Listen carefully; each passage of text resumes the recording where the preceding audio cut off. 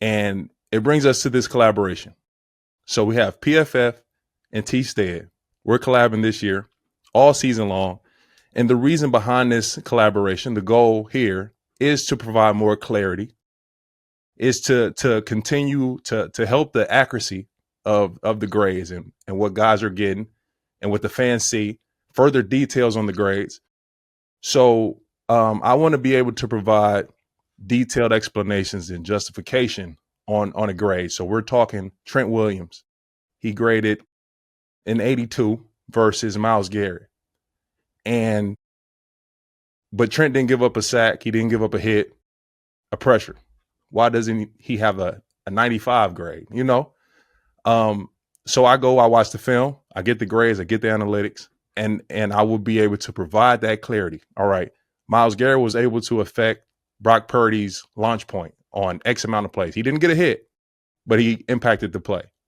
Or Trent missed on a 3rd and 1 in a huge moment in the short yardage run game, impacted his grade. So I believe in that space, I will be able to provide more clarity. And you guys, as you're teaching me the system and as I'm sharing what I see and how I see the game, I think it will help the accuracy. It'll help the players get more clarity. I'll be a little bit of a buffer, so a guy might walk up to me now, which is okay. I can handle that for sure. But I think this is I commend you guys, you, Mike P, Mike Parker, for even being willing to have this collaboration to provide more context behind the grades and the rankings, because it is so important. And contracts are being decided, is leverage, fans' perception. A guy might not grade well, but he's a good player, but fans can't see it because they just see that grade. But now with some more context in this collaboration, I think will be incredible moving forward for the sport. We're excited about it. We really are, because we don't feel like we hide anything. And the one thing to understand is we don't grade on a curve. Like, you may be going against, in your division, you may have 4 all-pro edge players that are playing on your side. You don't get the benefit of the doubt of that. The person who's playing against a 3rd string pass rusher, he doesn't get nobody says, it's like, how did you do in that game on every single play? That right there, Chris, where we might, as we continue to build our collaboration and relationship, that might be something I interject on. I think you should. Honestly, I think it's part of the story that, man, you make an 82 against Myles Garrett. Here, let me back up the Brinks truck. I'll take that all day long, right? But that's the perspective that comes out of it. So I can't expect our guys to grade on a curve and know, oh, well, this player's a C- player. This player's a B+ player. It's like, I just want you to tell me who won the rep. Who won the rep? That's all I want to know. And I'll tell you one other quick story. I have had one guy, I won't tell you his name, and the other guy I will.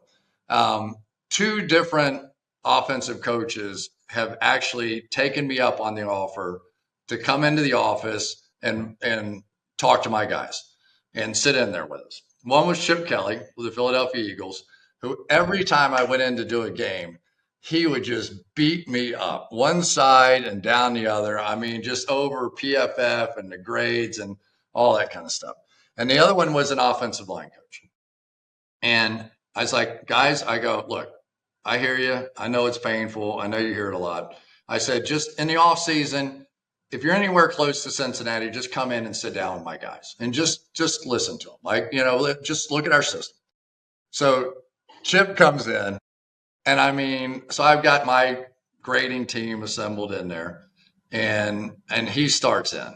And I mean, an hour later, he hasn't even taken a breath. And I'm going, oh, this is a really bad idea. This is a really bad idea.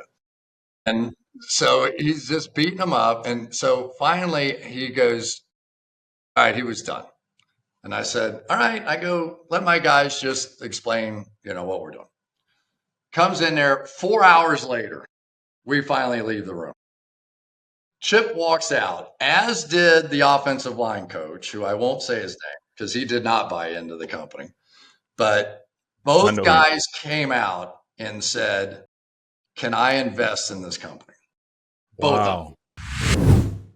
I appreciate you all for joining me here on the set. I am your host, T-Stead. Please don't forget to like, comment, share, and subscribe. I will be your home base all season here on the set, giving you the latest and the greatest. So come rock with us every Monday, every Thursday, all season long. Is going to be the place to be, live on the set with your boy T-Stead. Peace.